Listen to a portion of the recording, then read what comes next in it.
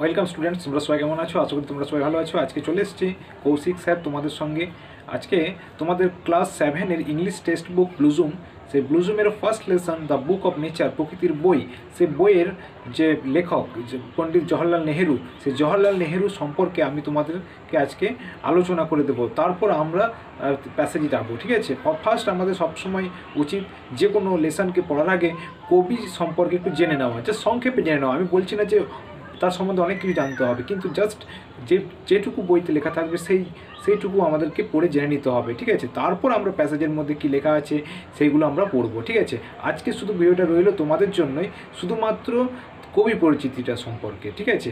এরপরে আমি পরের ভিডিওতে তোমাদের আলোচনা করে দেবো তার প্যাসেজগুলো, তার যে কী কী লেখা আছে এই লেসনে। কিন্তু আজকে ভিডিওটা শুধুমাত্র অনলি ফর এই কবি পরিচিতি নিয়ে, ঠিক আছে?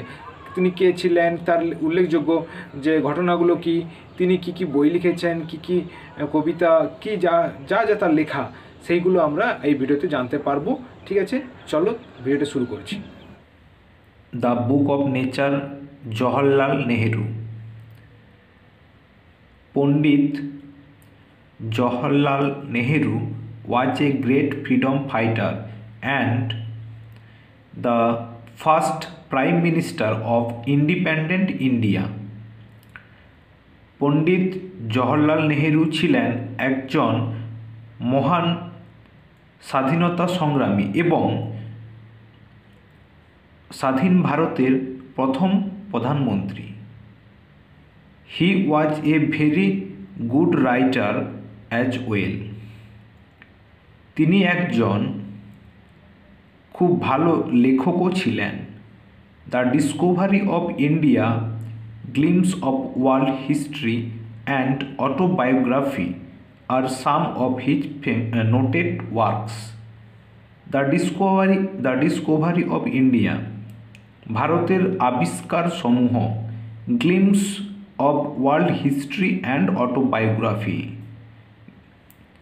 বিশ্বের এক ঝলক ইতিহাস এবং আত্মজীবনী হল তার উল্লেখযোগ্য কাজ। During the late 1920s, he wrote a series of letters to his young daughter Indira to share his ideas, thoughts and knowledge with her. During the late 1920s, 1920 সালের শেষের দিকে, লেট মানে শেষের দিকে বোঝাচ্ছে, he wrote a series of letters to his young daughter Indira.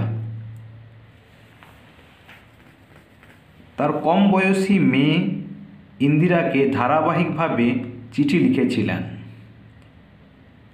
To share his ideas, thoughts and knowledge with her, তার সাথে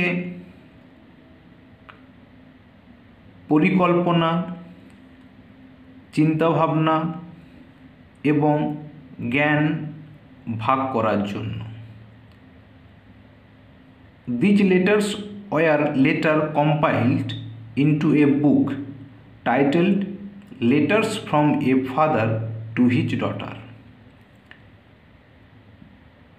পরবর্তীকালে এই চিঠিগুলি একটি বইতে একত্রিত করে নাম দেওয়া হয়েছে একজন পিতার থেকে মেয়ের চিঠি। একজন পিতার থেকে মেয়ের জন্য চিঠি। The present text is an excerpt from the book. বর্তমান পাঠটি এই বইয়ের একটি উদ্ধৃত অংশ। তাহলে বুঝতে পারলে এখানে এটাই লেখা আছে যে পণ্ডিত জওহরলাল নেহেরু ছিলেন একজন মহান স্বাধীনতা সংগ্রামী এবং স্বাধীন ভারতের প্রথম প্রধানমন্ত্রী। তিনি একজন ভালো লেখকও ছিলেন। তার লেখা কয়েকটি উল্লেখযোগ্য বইয়ের নাম, যেগুলো ভারতের আবিষ্কার সমূহ, বিশ্বের এক ঝলক ইতিহাস ও আত্মজীবনীর এই যে এগুলো হচ্ছে একটা মনে রাখার মতো অনেক কাজ করে গেছেন।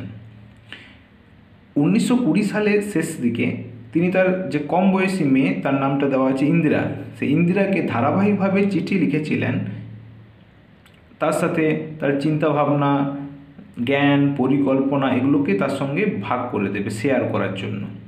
পরবর্তীকালে এই চিঠিগুলোই একটি বইতে একত্রিত করে রাখা হয়েছে এবং সে বইটির নাম কি দেওয়া হয়েছে, একজন পিতার থেকে মেয়ের জন্য চিঠি। এই দেখো, letters from a father to his daughter.